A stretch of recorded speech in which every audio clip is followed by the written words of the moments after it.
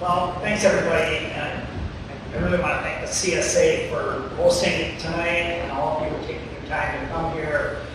It really means a lot to have friends and acquaintances and book lovers and adventurers come and hear all this. But the plan is that I would talk a bit about the book and the process, but also I have 3 short readings from the book, just to give you a little flavor of what's going on in the book, and then open it up for questions. So with that, all right, this is what, so Impermanence. One man's 879-mile journey on Japan's Shikoku 88 temple pilgrimage. That is the official title and subtitle of the book.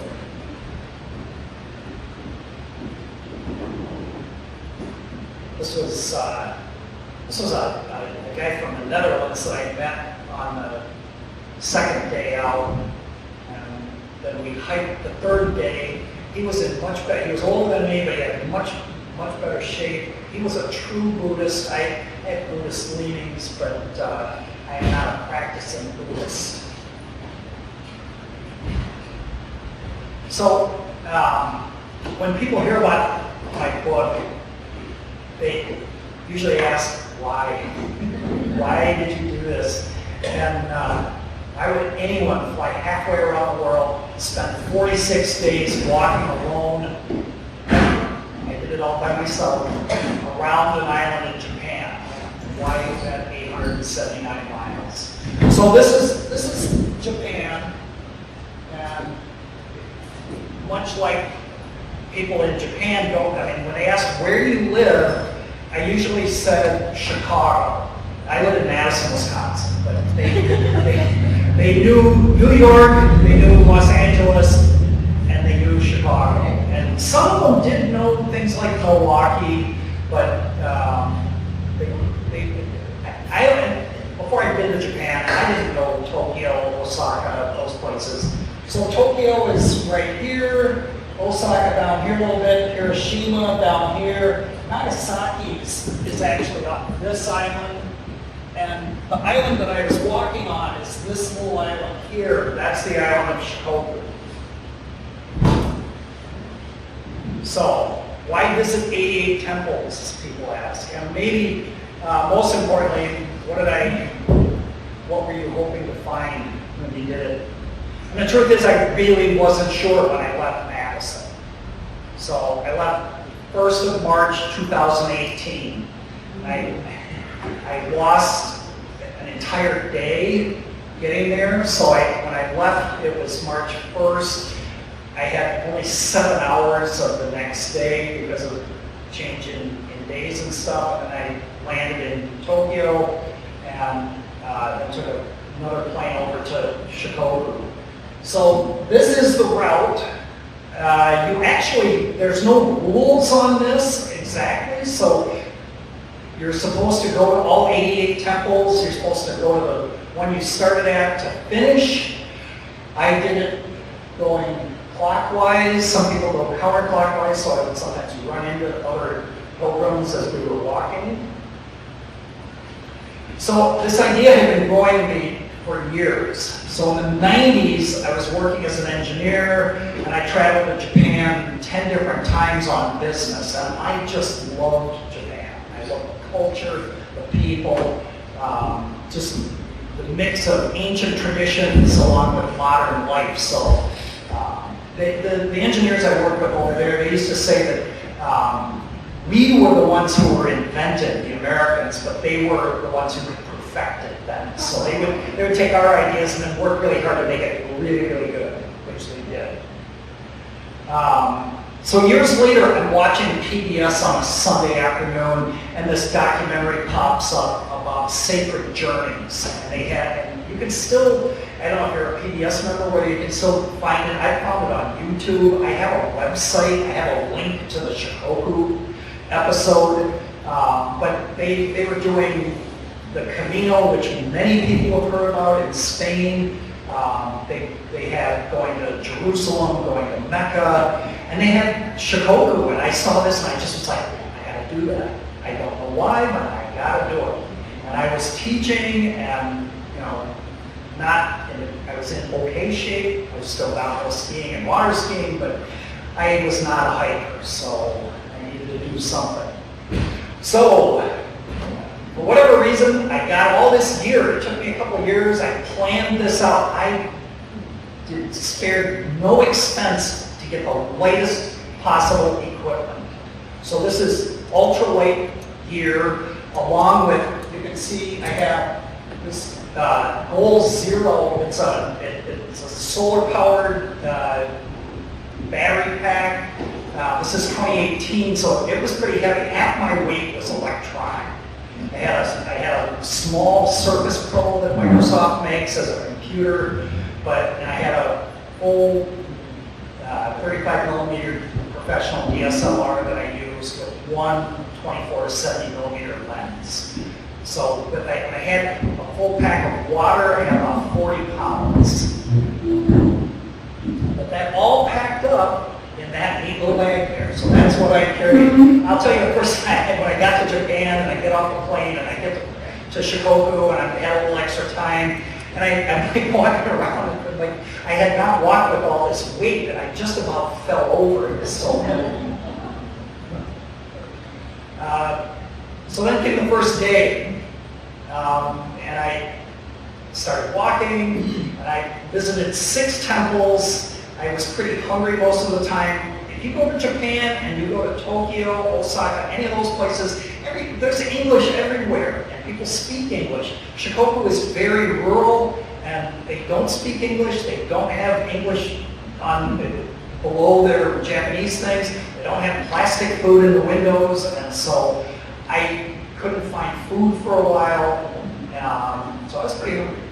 This is my first night's lodging. That's the temple bell and a clapper. I slept under the bell. In 46 days, I paid for 3 nights lodging. I camped. I stayed in temples like this. I stayed in other people's homes. I stayed in these little pilgrims are called henros, and I stayed in henro huts. On the second day, this is as I was leaving the bell tower, it started raining. And I still had my phone. My phone broke the next day, and I didn't have my phone after that. Luckily, I had my computer, so I could still send messages. And I had a GPS that was not part of my phone, so I could still find my way around, sort of. I also had a little book with a map in it. So there were days that it was just cold, rain, fierce winds. I had snow in the mountains. There were steep mountain climbs. My feet ached. I was tired. I questioned my sanity. And there were mornings when I looked at the map and wondered, how was I possibly going to make it to the next temple? But there were always extraordinary moments of kindness. So these 4 women, and this woman here, it was her home. Once a year, she sent out food and tea for pilgrims walking by her home. And all the Japanese on the island, they try to participate. So they do this thing called osetai, and they want to give you gifts. And so sometimes I got money, I got water, I got food, I got lodging. I had offers of rides by car. I never took a ride. I walked the whole thing. I did have to go on a train a couple of times, and I always returned to where I got on the train, so I didn't advance my position while I was walking. So I felt that was fair to do that. These guys, they're always offering me money and food and stuff. These 4 guys, I was walking along and they shout out to you, "Ganbatte, ganbatte," which means keep going, persevere, do your best. These guys are fishermen, and it was Sunday afternoon, and they were out on the steps drinking beer. And they're like, "Hey!" And they offered me a beer. I'm like, no, that's okay. They're like, "No, come on." I'm like, "Okay." So I sat down, I had a beer with them, and I'm like, "Okay, I have to go." They're like, no, have another beer. I'm like, "No, I gotta go." So they handed me 2 beers, and I took off. But I got their picture. I had no idea what their names are or anything. But they didn't speak English, and I didn't speak Japanese. So this was a home that a woman who, she did speak English. She didn't live here. She lived somewhere else, but this was her family home from when she was a kid. And she had pictures of her grandfather and her father, and she told us that her father was killed during World War II. He, of course, was fighting for the Japanese, but he starved to death. You know, the Japanese did not plan. She was really angry about all this. They didn't plan well, and so these guys were just on this island, and it's like, hey, you fight till you die, and that's what he did.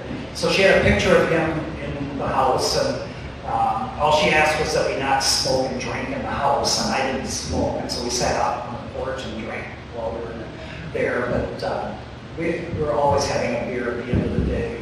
And I say we because I would meet people each day, and if you're reading the book, there's a young man that I met, Norihito, who the last 2 or 3 weeks we hiked together and stuff. He spoke a little English, and he was very helpful. So the pilgrimage became much more than just a physical journey. When you walk all day, every day, distractions begin to disappear. The noise fades. So this is one of the trails. And you have a lot of time to just think. And there were just days where I was by myself walking along. And I wasn't planning to listen to music anyway while I was walking, but I had no phone or anything. So I'm just walking along, and I'm singing songs to myself and whistling tunes. You think about your family, you think about your past, you think about the choices you've made and the person that you've become. And while I was walking, I was writing this book in my head, sort of, but I wrote things down, I was editing it. Sometimes it was a lot more, anger in there. Sometimes it was other parts, try to have some funny stuff. There are things about the CSA in the book, so eventually you begin to understand why pilgrims have been walking roads like this for centuries. So the journey isn't really about reaching a destination. It's about paying attention, and it's about becoming fully present to your life. So this was, the water and the ocean is just gorgeous there. So when you're walking along there, you just see these sights. This is, it's just amazing.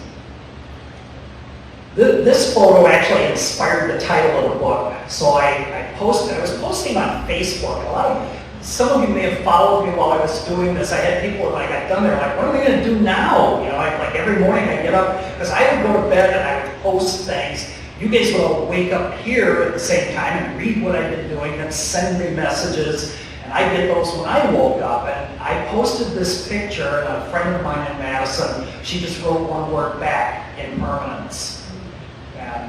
Which is a very big Buddhist tenet. And I really think about impermanence a lot with the CSA, because we're always like, oh, we don't want things to change. It's like we've always got the kids' operetta. We always, do this. We've got that going on. We always do that. But if you really think back, my grandparents were the first couple that was married at the CSA in 1913. And when my grandfather built our cottage, there was no electricity, there was no running water, there was no indoor plumbing. There was none of those things. And the cottage the footprint is about the same, but it's changed over time. The ball field, when I was a kid, there was the bachelors versus the married men every week. And it was a big deal. And sometimes it was the married women versus the bachelorettes. Every once in a while they would play, but it was always, and I can remember those games. But a long time ago, if you go to history night and look at the pictures, home plate was over in this corner. It was rotated 180 degrees. So things change, even at the CSA. Okay? It doesn't, when I was a kid, I delivered messages because there were no phones. And I'd come to the office and say, are there any messages to take? Oh yeah, here. And I know Jane Taylor met my group of friends because Kurt Shore was doing that too, and he delivered a message to her dad, and he's like, hey, why don't you come join us? And you look like somebody we want to hang out with. So everything does change. Every season, every relationship, every success, and every hardship things are constantly changing. And this really did hammer that home to me about this whole idea of impermanence. This guy he was going the other direction. We just passed, and it's like, bowed to each other and kept on walking. Every joy changes. Nothing remains exactly as it is. At first that seems maybe sad, but walking across Shikoku taught me something different. It's also what makes life precious. A cherry blossom is beautiful because it doesn't last. A sunset matters because it disappears. A conversation with a friend matters because we don't have unlimited opportunities for those conversations. And our lives matter because they are temporary. So the pilgrimage helped me appreciate that truth in a deeper way than I had ever before. And along the way, I experienced moments of joy, loneliness, gratitude, grief, and wonder. And I learned that I was stronger than I thought in some ways and far more vulnerable than I imagined in others. And most importantly, I discovered that things we're searching for are often found not at the end of the road, but in the act of walking it.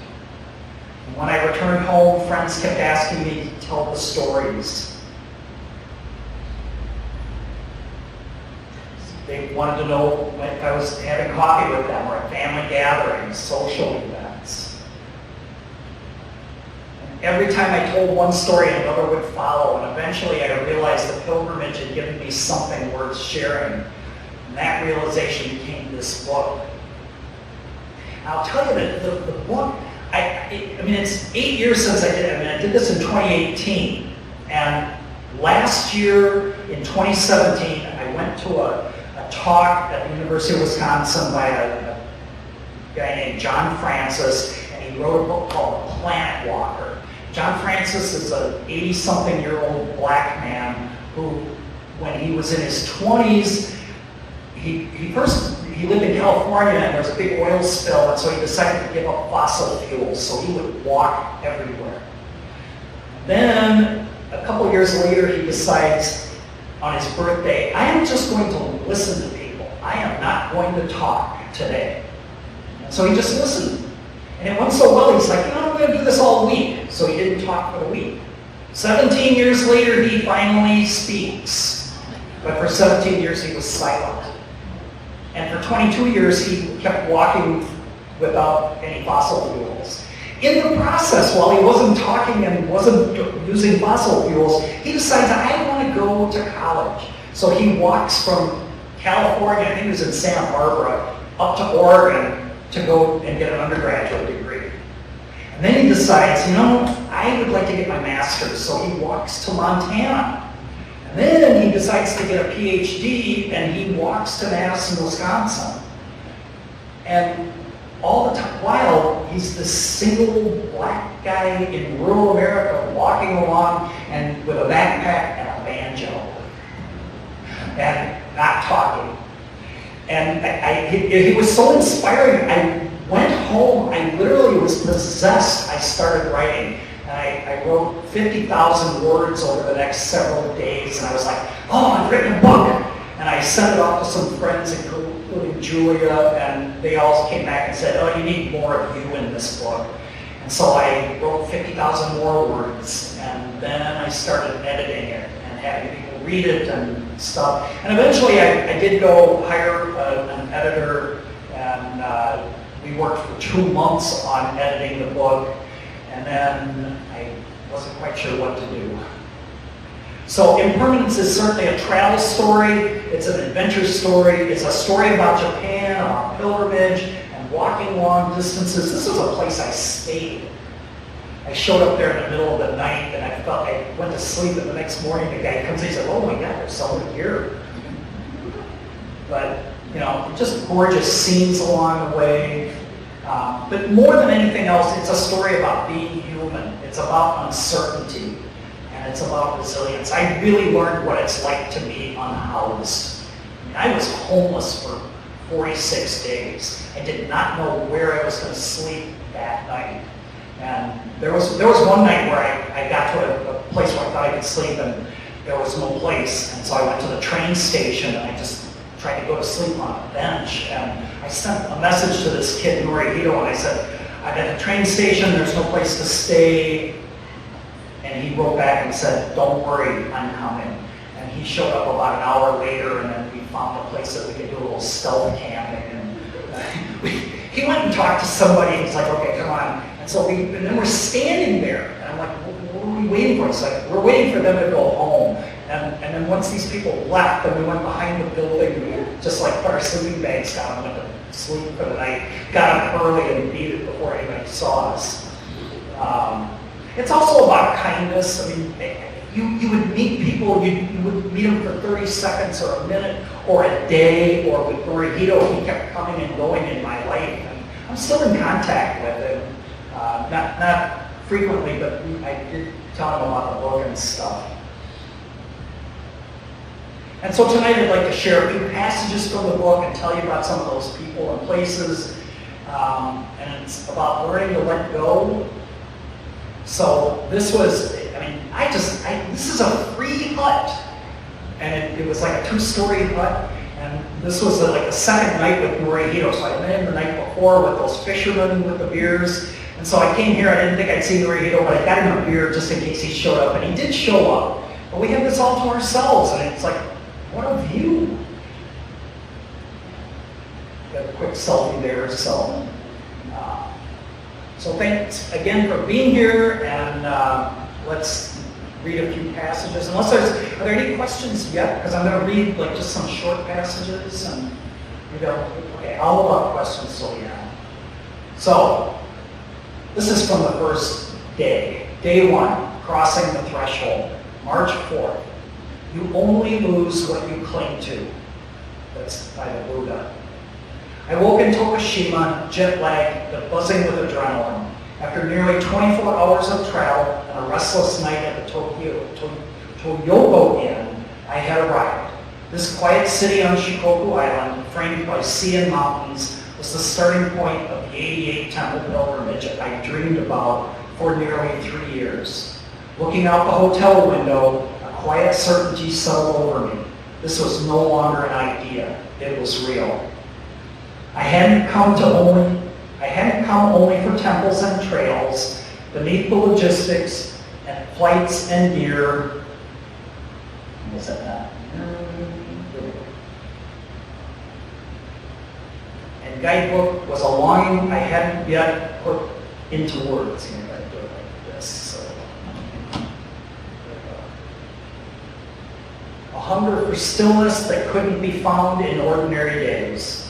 I told people I wanted the challenge, culture and beauty of Japan, and all of which was true. But most what I craved was silence wide enough to hold my hurt, a road long enough to wear it down. Outside, early sunlight draped the streets in soft gold. I skipped the hotel's free breakfast and walked to the station, my 40-pound pack snug against my back. Locking the door behind me felt symbolic. Final nod to comfort before stepping into the unknown. The morning air was cool and crystalline, laced with the faint scent of seawater and steaming rice. The streets were nearly silent at this hour, save for the occasional swish of a bicycle or a clattering delivery truck. I boarded the 6:11 train to Bando, a short, deliberate ride that cost 260 yen, and arrived precisely on time at 6:29. Japanese trains always do. Bando Station was barely more than a bench under a roof. A modest sign read, "Follow the green line to Temple Number 1, 850 meters." And so it began. Almost immediately I received my first osetai, an act of kindness freely given to pilgrims. An older man saw my pack and asked if I was walking the pilgrimage. When I nodded, he beckoned me into a nearby building. It looked like a house or maybe an office, I couldn't tell. Inside was a cozy jumble of papers, teacups, and baseball memorabilia. He poured me a tiny cup of coffee, gratefully received since I hadn't eaten, and we sat quietly watching baseball on a small TV balanced atop a pile of magazines. Through gestures and halting English, I learned he had been a high school pitcher, sidelined by a shoulder injury. Despite the language barrier, something easy and warm passed between us, as if kindness had its own fluent grammar. There was a photo tacked to the wall above the television, faded black and white, a teenage boy in a baseball uniform squinting into the sun. He pointed to it, then to himself, and smiled. I smiled back. We shared a silence not of absence, but of presence. When the hour neared, I bowed in thanks and stepped back into the crisp morning light, heartened. The coffee warmed my chest, the kindness even more. I was really on my way. That realization carried weight, not just in my legs, but in my chest. The tension between standing apart and standing among became a quiet thread running through those early days. I wasn't just undertaking a physical challenge, I was stepping into something ancient, communal, and deeply Japanese. I didn't own the tradition, but I could move through it with respect and reverence. The path wasn't mine, but I could walk it step by step, breath by breath. Being a numbers guy, I looked for structure in the unknown. I had at most 60 days to walk roughly 750 miles, visiting all 88 official temples on the Shikoku Hen Road. That meant averaging a little over 12 miles per day. Not a sprint, but definitely not a stroll. Secretly, I hoped to finish in 50 days, which pushed the average closer to 15 miles. Some days would be short and sweet, others grueling and steep, but having the map gave the journey shape. It turned an amorphous hope into something I could plan for, even if only loosely. But numbers could only take me so far. They couldn't measure the weight of silence I carried, or the agony of doubt on lonely stretches. They couldn't predict the cold splash of joy in a stranger's gift, or the sacred hush of a moss-covered temple at dusk. For those, I'd have to rely on something softer: memory, emotion, presence. Some things aren't countable, they are only lived. Still, the stats fascinated me. Each year, around 150,000 people make this pilgrimage in some form, but only about 2% walk the whole thing on foot. That narrows it quickly. Of those walkers, just 3.5% are non-Japanese, roughly 100 people. And of those, only a quarter are American, maybe 25 of us. When I first read those numbers, I felt two competing things: solitude and solidarity. Solitude because I realized how few people, especially foreigners, attempted the full pilgrimage on foot. And solidarity because even that rarity, others had done it before. Not many, but enough to know it could be done. Enough to know that I wasn't entirely alone. Being part of such a narrow slice of pilgrims, a fraction of a fraction of a fraction, made the path feel even more sacred. Not because of exclusivity, but because of intimacy. There was room to listen more closely, to notice more deeply, and while I wasn't seeking to prove anything, I was hoping to be changed.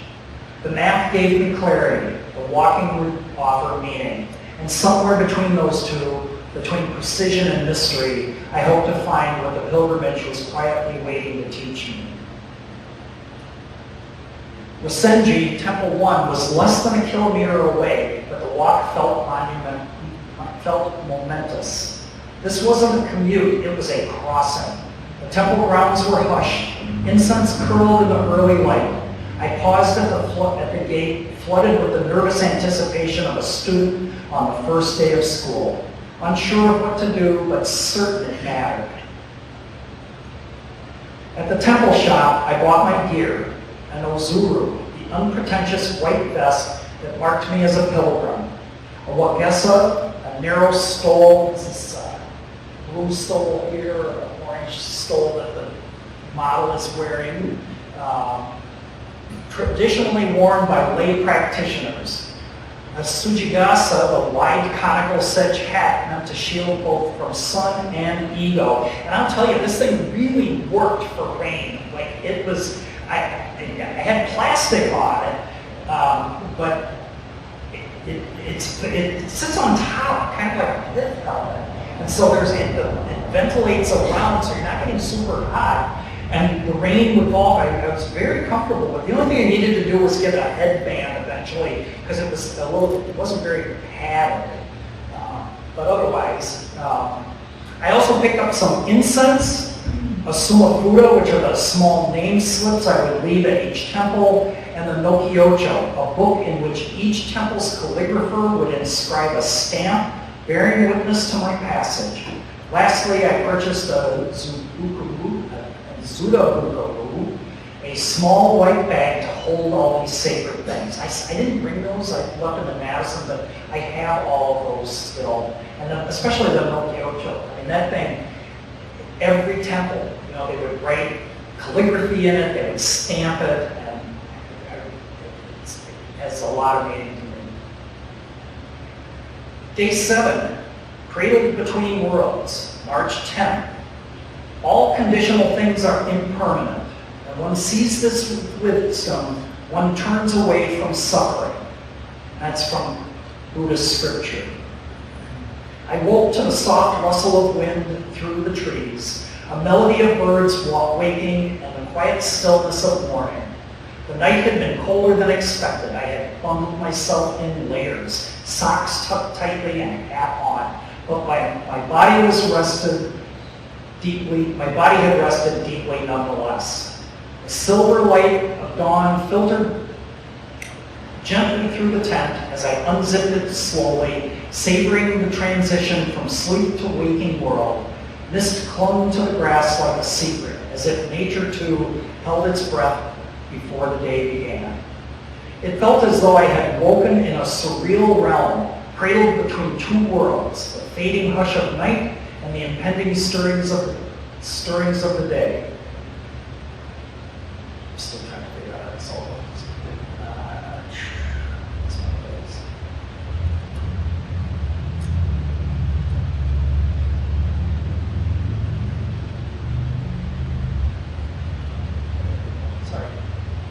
This was not a transition that could be rushed, for everything, movement and thought felt weighted by the profound space I occupied in that moment.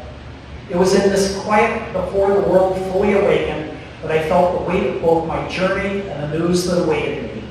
In those early hours before the day's walking began, I slipped into a quiet routine shaped by the time difference between Japan and home. After each day on the trail, I returned to my lodging, feet sore, clothes damp with sweat or rain, and opened my laptop. I'd upload a few photos, temples cloaked in mist, mountain paths fading into fog, maybe a humble meal or a small shrine tucked beside the road.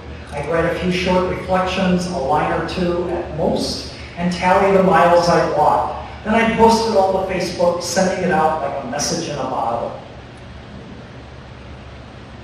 By morning, comments, emails, and messages from family and friends scattered across time zones would trickle in. I'd read them while sipping coffee. Their words became a kind of tether. Gentle encouragement, quiet wonder, shared prayers, a thread connecting two lives. The one I was walking step by step here, and the one still humming back home. It wasn't just about staying in touch, it was about staying real. Holding both worlds at once, the solitude of the trail and the presence of love spoken across oceans, written in light. This morning, two messages stood out. One shimmered with joy, news of a birth, a new life had just entered the world. The other carried the weight of sorrow, a note from an old friend, letting me know that someone we both loved had passed after a long illness and far too soon. I sat with them both in the cool pre-dawn light, my heart pulled in opposite directions in that still hour. I felt the full stretch of being alive, how the heart can break and bloom in the same beat. The first was from my son-in-law, Chad. His email was a bright beacon. Jonah Kai vaguely, my grandson, had been born the day before on March 9th. Caitlin and the baby were healthy and well. I read the message once, then again, letting the joy sink in slowly. Thousands of miles from home, trekking through ancient hills, I imagined Jonah taking his first breath as I climbed yet another mountain. It was a strange, beautiful cemetery. While I navigated steep paths and quiet temples, he was beginning his journey in this world. I pictured his tiny fingers stretching open for the first time while mine clutched hiking poles. He was unaware of my pilgrimage, but in a quiet, unspoken way, I was walking for him. I whispered his name into the wind, Jonah, a name now bound to my footsteps, carried with me from temple to temple. His arrival marked the beginning, and I, on this path of old stones and shifting self, was walking through a threshold between who I had been and who I was becoming. I sat still for a long while, the computer screen glowing before me like a sacred object. The air was cold and damp, and I was alone, yet not lonely, surrounded by something ancient and watchful. My thoughts drifted to the future, to the day I would meet Jonah, hold him for the first time, trace the soft curve of his head with my palm. What stories would I tell him? What pieces of this journey might someday find their way to him? Not in words, but in the way I loved him, or listened to him, or simply showed up. But then the second message arrived, casting a shadow over the morning. It was from Leslie Arbiel, an old friend. Her brother Heikki, my childhood friend, had died of bladder cancer. The joy of Jonah's birth still lingered, but it was now touched by the ache of absence.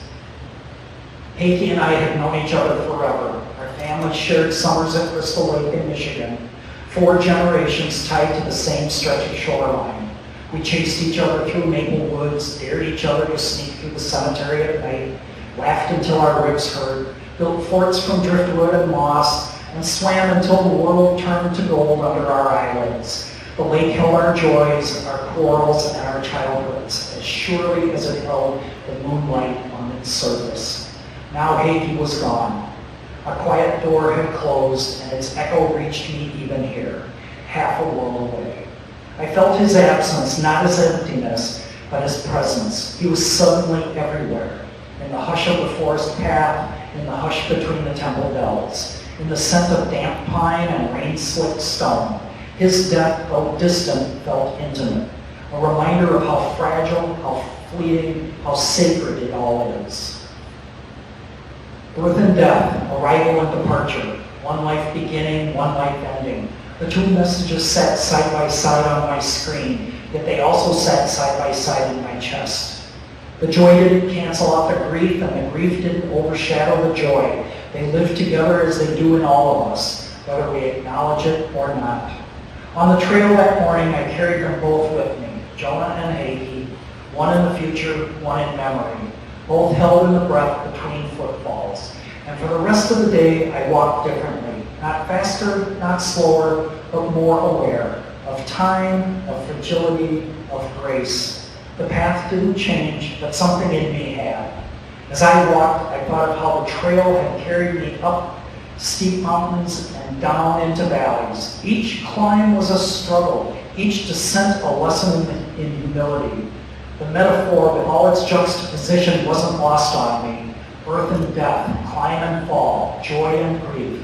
The path itself seemed to reflect like cyclical nature, stretching across time and generations. Every step I took felt like a bridge between these 2 worlds, the world of the living and the world of the dead, the present and the past. I moved slowly that morning, not from physical exhaustion, but from a kind of tender stillness. Each footfall seemed to mark a point in time for me and for those I carried in my heart. I thought of Heikki, now part of memory, and Jonah, whose future stretched wide before him. They were with me in different ways. Heikki tethered to the echoes of our shared past. Jonah held in the quiet promise of a life just beginning to take shape. And for a moment, I sat quietly with them both, the loss and the hope, the sorrow and the joy, cradled in the same breath. And finally, day 17, the weight of effort, the gift of connection, March 20th. It does not matter how slowly you go as long as you do not stop. That's from Confucius. I slept more soundly than I had in days, tucked into that roadside henrow hut like a bird in a nest. The wind shifted the trees gently through the night, and the rain tapped softly overhead. a lullaby in liquid Morse code. Somewhere beyond the trees, frogs kept up their slow, pulsing chorus, unconcerned by time, weather, or weary travelers. Their song wove itself into my dreams. By morning, the storm had paused, as if catching its breath.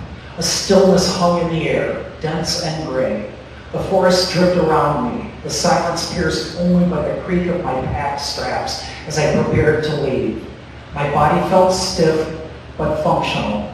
Legs sore from yesterday's long march, I left at 6:30 a.m., the sky still colorless and low. The first miles passed quietly. I walked in a kind of trance, content, alert, calm. The wet world around me had muted beauty. Moss shimmered, trees leaned provocatively over the trail, protectively over the trail. My shoes squelched with each step, but I felt no rush. The hut had offered me what I needed: shelter, rest, a chance to reset. For a while, it felt like the rain might hold off for good. But by mid-morning, just after 9, it returned. First a mist, then a drizzle, then full, insistent rain again, soaking me down to the waistband of my quick-dry pants. It ran in rivulets off the ends of my conical hat, slid down my neck despite my jacket, and wormed its way into everything. By noon, I was drenched and miserable.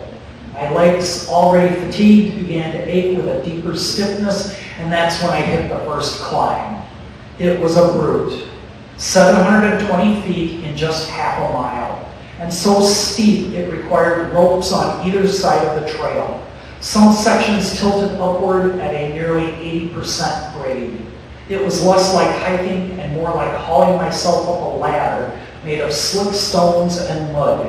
My hands grasped the ropes tightly, cold and raw, as I leaned forward to keep my balance. I used my arms as much as my legs, each footstep demanding full attention. Slip once and you'd slide a dozen feet down.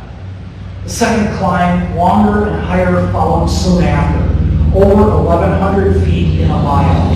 No ropes this time, just me, my poles, and a relentless incline through wet rock and tangled roots. I stopped often to catch my breath. Though the brakes barely helped, my heart pounded, my back ached. My soaked clothes clung like leeches. At one point, I leaned my forehead against a tree trunk and whispered, "Just a little more." It was a kind of prayer. Sometime in the middle of the climb, I spotted something unusual on the trail, a dead animal, medium-sized and dog-like, but clearly wild. Its fur matted from the rain, limbs curled inward as if it had fallen mid-step. I paused just barely long enough to snap a photo with my Garmin. It felt wrong to ignore it completely and wrong to linger. A small death in the middle of a vast forest. A reminder maybe of how thin the line is between movement and stillness. Eventually, muddy and exhausted, I crested the final ridge and began the slow descent toward Iwatamotoji. My legs trembled with fatigue and my stomach growled with emptiness. I was cold to the bone and my feet sloshed into my socks. Every step after that felt mechanical, driven not by energy but by inertia. I reached the temple at 5:30 p.m., 29 miles for the day, 30 minutes late for my check-in. I feared the door might be locked or the reservation canceled, but instead a warm face greeted me. The woman at the front desk smiled as if I had arrived right on time. She didn't mention the delay, just asked my name and showed me to my room. Inside, a clean yukata, a bathrobe kind of thing, waited on the futon. I peeled off layer after layer of soaked clothing, stuffed everything, socks, pants, shirt, even my pack cover, into the washing machine, then headed for the hot bath. The hot water was a kind of rebirth. It hit my back and shoulders, and I nearly wept from the sensation. All the day's tensions, the accumulated weight of miles on rain and worry began to melt. I sat there on a little stool in the shower longer than necessary, letting the warmth claim me. Afterwards, I eased into the bath, deep, quiet steaming. My limbs floated, my thoughts stilled. While I waited for my wash to dry, I reviewed the dead animal photo on my garment. Something about it still nagged at me. I showed it to the woman who checked me in. She was older with silver hair, and she studied the image closely. Wakaranai, I don't know, she said, shaking her head gently. Maybe Yamanu? I'd heard the word before in Japanese folklore. Yamanu refers to spectral canines, sometimes linked to the extinct Japanese wolf. They're said to appear on lonely mountain roads as omens, protectors or challengers, guides or warnings. Some stories describe them as divine guardians, keeping watch over the sacred wilderness, driving away evil. Others tell of sudden encounters that leave a henro changed. I thought back to the winding trail behind me, the silence, the feeling of being watched but not threatened. Was there something truly there? Or was it simply the presence of the mountain itself, wild, ancient, alive, reminding me that I wasn't walking alone? Still, the mystery of the creature gave us a bridge. Her English was hesitant, my Japanese just as clumsy, actually more so. But we shared more than words. Gestures, smiles, the gentle patience of two people trying to understand one another. She asked if I knew an American henro who hadn't arrived yesterday, probably Reed. I had written about him earlier. I told her it was bad form not to call or cancel. I apologized again for being late. She waved off the apology with a smile, and then it surprised me. My birthday, she said, tapping her chest. Come, eat. I blinked. Really? Hi, sashimi. Biru. Yeah. And just like that, I was invited. Still in my yukata and nothing else, I joined her in a small back room where leftovers from a family celebration were spread across a low table. Her grandson ran circles around us, laughing, chasing a toy car. She kept my glass filled with cold beer, always pouring for me in the Japanese way. The sashimi was fresh and delicate, the rice still warm. I hadn't expected any of it, and maybe that's what made it so meaningful. The invitation, the shared meal, the way the kindness of sometimes appears like a lantern on a dark path. There had been a moment partway through that final descent where I nearly gave in. I actually lifted my hand toward the road as a car approached, ready to flag it down. I was done, frozen, famished, desperate for a break. But something inside me held steady. I dropped my arm, adjusted my strap, and kept walking. It wasn't resolved exactly. Not the kind people cheer for in movies. It was something quieter, almost reluctant. A kind of surrender, but in reverse. Not to comfort, but to the road itself. As if the path were asking, can you stay a little longer? Just a little more. And somehow my body said yes. Not because it felt strong, but because it knew there was something on the other side of that moment. Something I hadn't yet seen, or heard, or learned. I thought about the countless others who walked this same stretch, year after year, decade after decade. Some broken by it, some changed. I wasn't special, I was just one more body in the rain. One more henro staggering forward with sore knees and soaked boots and something tender pulling me onward. The road didn't reward me for staying. It didn't grow easier after that. There was no sunbeam parting the clouds, no stranger handing me tea, just the next step and then the next. But with each one, the pain settled into rhythm. My hunger throbbed less sharply. The cold stayed, but I wasn't fighting it anymore. And now, after all that, here I was, dry, clean, fed, and surrounded by laughter. And I felt lighter, not because the day had been easy, but because I had come through it. That's the thing about effort. The weight of it presses hard in the moment, but in its weight, it leaves behind a sense of grace, an open door, a meal shared, the quiet, joyful certainty that we are alive, and that sometimes the world will meet us with warmth just when we need it most. Tomorrow, I'll shoulder my pack again, I'll face more miles, more rain, more climbs, but tonight I'm held.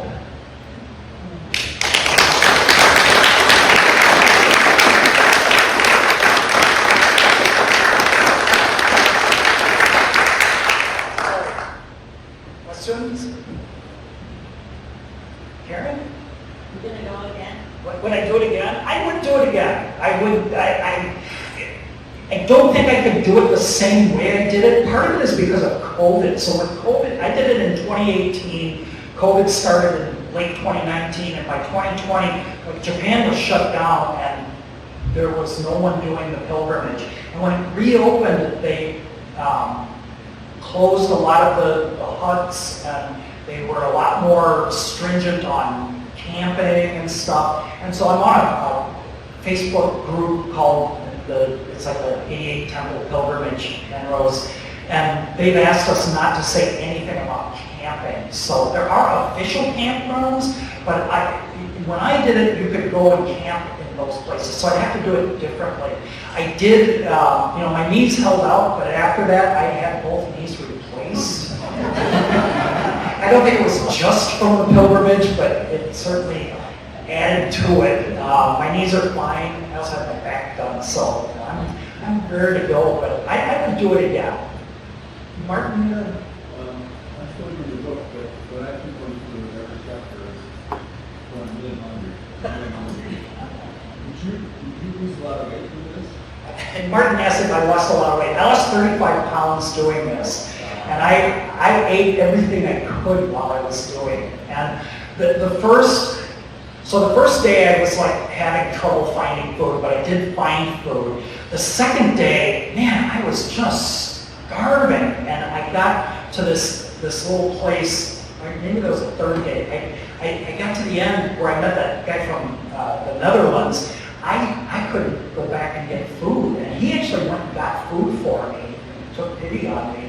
And after that, I had a guidebook, and I realized that like all the convenience stores were clearly marked on the path. And after that, I always made sure that wherever I thought I was going to stay, I would stop at a convenience store before I got there, and I would get food for the night and the next morning. And so like when I said I was having coffee, I was having cold coffee, unless the one picture I had at some point where it was showed outdoors, there's a lot of vending machines even out in the middle of nowhere, and they have these machines that sell hot and cold beverages. So you can have hot coffee or you can have cold coffee in a can. And often when it was cold out, I would buy 2 cans of hot coffee for my hands to warm up, and then I'd drink one and save one for later. But if it was nice out, you could get cold coffee, or during the day you could get a cold bottle of water, or they sell this stuff called Pocari Sweat,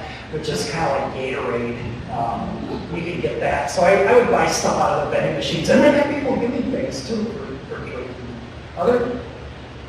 Yes, ma'am. Are there people who are in the shrines who live there all the time? Yes. Like a monastery? Yeah, so, and I want to make one correction here. So the national religion of Japan is Shintoism. The emperor is like the living god of Shintoism. And Shintos have shrines. Buddhists have temples. And to Westerners, they often look the same. There are some subtle differences, and once you start going into it enough, you realize some of those different. The Shinto shrines, they have the torii gate. It's like kind of goalpost type looking symbolism. They all have like food dogs in front of them, and the temples have like I had shown there. There. That is a temple gate entrance. So they just are slightly different looking. And yes, there's actually, so the woman that fed me for her birthday, she was the monk's wife, and they lived there. And the family, like it continues on. So like a son or whatever will become the next head monk of that temple. Until there's nobody else, and they'll maybe find a cousin or something. I don't quite know all the rules, but that's another thing just along those same lines. I did not realize, just like in Christianity we have, like you could be a Methodist or a Baptist or whatever, there are way many different sects of Buddhism. And so most of you probably have heard of like Zen Buddhism. This is actually Shingon Buddhism, and part of what Kukai put forth, he brought it from China, but is that you have to experience. You can't just read about it. You know, I think in Zen there's a lot of meditation that goes on. So there's different things that happen in different types of Buddhism. But this is Shingon Buddhism. Yes, sir. Did you get sick? Did I get sick? No, I did not get sick. I stayed very healthy. I fell twice that I remember. Once it was like on a flat road in a town. I just like stepped off the curb weird and like fell over. And I wrote about it in the book, and like all these people came running over and they were like asking if I was okay. And I was like, yeah, I was more embarrassed about doing it. And then everything runs on time in Japan, and they have bells and they have music going on. So you can be like walking along and you can hear this music and it's announcing that it's noon or it's 5 o'clock. And at the temples, they are open from like 8 in the morning until 5 at night. And at 5 o'clock, they are closed. And I was coming down the mountain, and I knew that where I wanted to stay was farther down the mountain, and I wanted to get my stamp in my book before I had to go down the mountain, and I could hear the bells starting, and it was like coming down these stone stairs, so I'm like hurrying, trying to get down there, and I got like right in front of the monk's office, and I like fell, and I like scattered all over the place, and he comes running up, and he's like, are you okay? And I'm like, yes, and he's like, don't hurry. And I said, no, but you were closing. He's like, it's okay, I'll sign your book. And so I took his picture and stuff, but he was very kind. But it was after 5. I mean, the night with Norihito where he came and got me at the train station, it was just past 5 and the gates were closed. Like I could not get in. So, yes, sir. In your reading, you were discussing the journey of who you were to who you're becoming. Yes. And by your book, when you shared, you were discovering much about life that was impermanent and didn't last forever. Did you discover in your journey anything that was actually permanent, or you discovered a core that is unchanging in some capacity? Honestly, what I really discovered is just how impermanent everything. I mean, all these things that you think like. This is not. I write about it in the book. I mean, I was married to my first wife, she's the mother of my children. We divorced after 20 years. I remarried Betsy, who the book starts with. A year after I did the pilgrimage, we split up. And now I've got a wonderful partner in Chris. And I have friends who have had long, 50-year marriages, and then they're like, good on you there. But it doesn't always last, even if you are in love with this person. And, so there's and so I write about those things, and relationships that you have, and just jobs. I was an engineer, and then I gave up my engineering career to be a math teacher at high school level. And after that, when I left teaching, I was a sports photographer. I guess now I can call myself an author. But it's like things are always, you never know. People think they're on one path. My daughter, when she went to college, she went to Bryn Mawr, and I said, well, you can always change if you want. She's like, no, I'm going here for 4 years. Like, that is the plan. But you don't. So no, I didn't discover anything that was really permanent, other than none of us get out of here alive. Okay.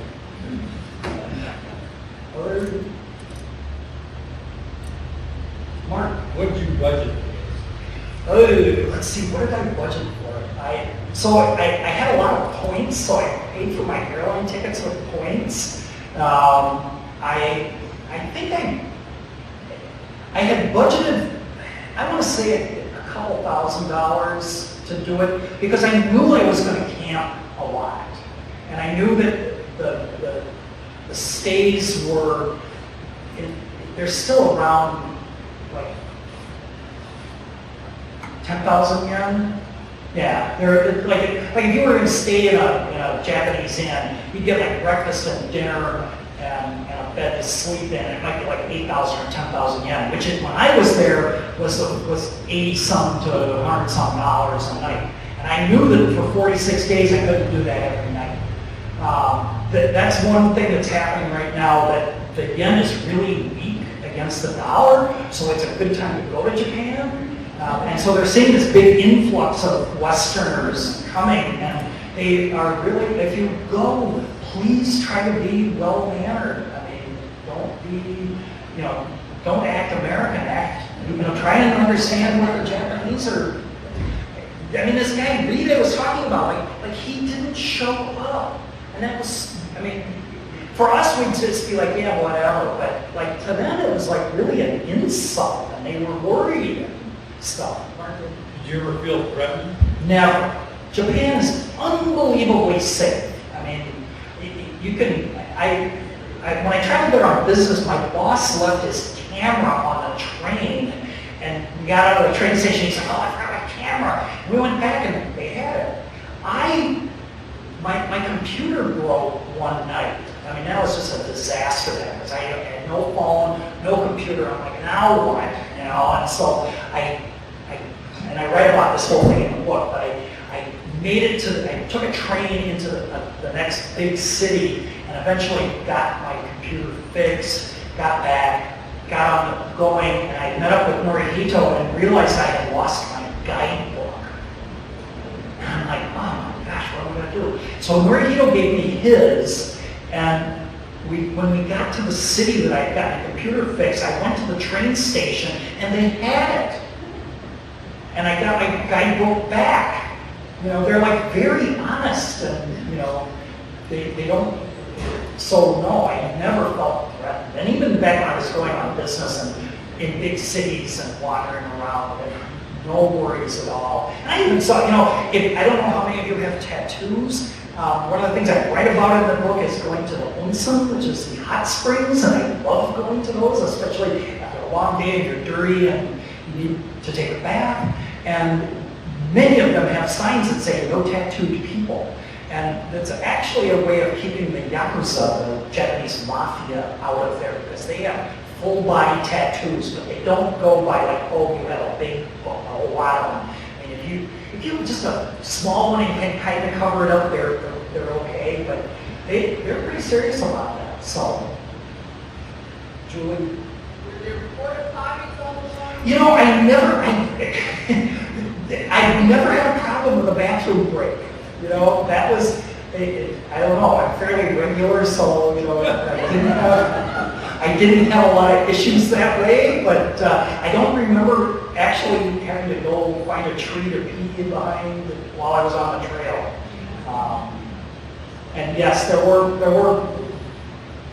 even mostly there were some, you could go to convenience stores and stuff, and they were close enough together. You weren't like, this is not like the boundary waters where you're out in the middle of nowhere. You're going in and out of little villages. I saw a hand here first, and then yes, ma'am. Why did you choose to start in March? I write about that a little bit. It was the cherry blossoms were going to be coming out, and so I saw that when I went, and with the route I took, I was heading south, and so it was warming up, and so I started in kind of cold weather. That night, that first night I camped, I had my tent between, it was a bathroom actually, and a school that was abandoned, but the bathroom was still warm. And I put my tent up there. It was really windy, and it was like freezing, and it was like 30 degrees outside. But as I went farther south, I was in short sleeves and stayed pretty warm. I did get up into the mountains when I went north again, and I got snow and sleet, and it was cold again. So as long as we're covering personal hygiene, what happened with your laundry? Were you able to raise it? So I had, and if I did it again, I would bring one more pair of pants. I had shorts, but I only had one pair of pants, and so I had 3 pairs of socks, 3 pairs of underwear, and I think 3 t-shirts, and then like a long sleeve shirt and a jacket, and that sort of thing. And I would, every night, if there was a sink, I would wash out what I'd worn that day. I'd have clean for the next day, and I'd have a spare in case I had to go 2 days. And it wasn't a problem until the very end, and I wasn't able to wash my socks. And I never had foot problems until the very end. And because I was wearing dirty socks for a couple of days, my feet just got raw. And it was horrible those last few days of walking. But otherwise, yes, sir. Your photos were a mix of scenes of trails in the woods, and Yep. others where you were on a road, on a pathway.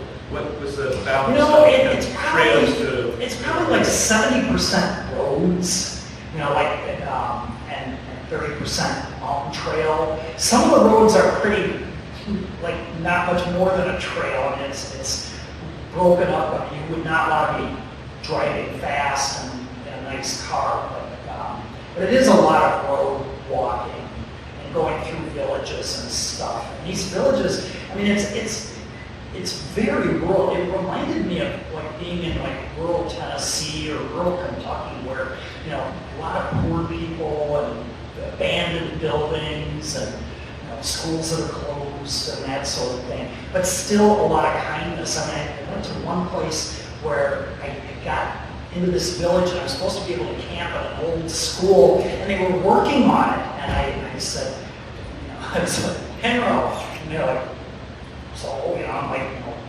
Tento, and they're like, no. I'm like, Tento, and they're like, no. And it was like, now what? Post office. Post office? Okay, so I walk over to the post office, I go in there, and they're in their little uniforms, and I go up, Henro, Tento. I'm like, bus will stop. I said, bus stop? They're like, hi, bus will stop. Futon. I'm like, okay. And so I go to the bus stop. It looked like a chicken shack.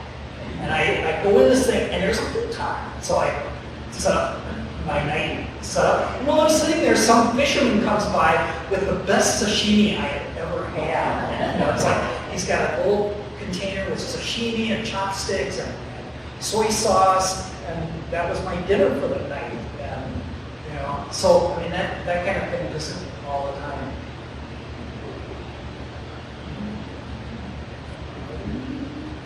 Emily, Do you find that you are less needing of luxuries after doing that trip? did I what? Are you less needful of luxury? Oh, my less needful of luxury. I've never been really needing of luxury. I mean, so when I love to downhill ski, but like I do it on the cheap. So like if I go to Park City, I stay at the hostel, and I stay in like the joint 8-room bunk bed hostel with whoever.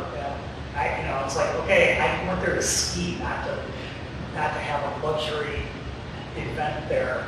I was really shocked though when I got back to the main island, and I was in Osaka, and I was in Dotonbori area, and if you've ever seen there's movies and stuff, there's a very famous sign of the running man, the Glico running man on the Dotonbori River, and it's just, there were so many people, and I just was like, oh man, like, because I was days where I'd seen nobody, and now I'm like, if you've never been to Japan, they actually have people at the train station whose job it is to push you in, to squeeze you into the train. And when I went there on business, I was there with a fellow engineer, and I said, okay, Mike, when we get on the train, get on and move to the side. And he didn't pay attention, and he went straight in, and so we're standing there like this. I said, okay, at the next stop, we're getting off, so just get back in line. He goes, what do you mean? I said, you're going to go out like the tide. And, the door's open, and he just got carried off the train and got back in line and got, so that got, so did I miss the comforts of creature comforts? No, I mean, it was so nice to not have all these crowds, and all of a sudden it was just overwhelming.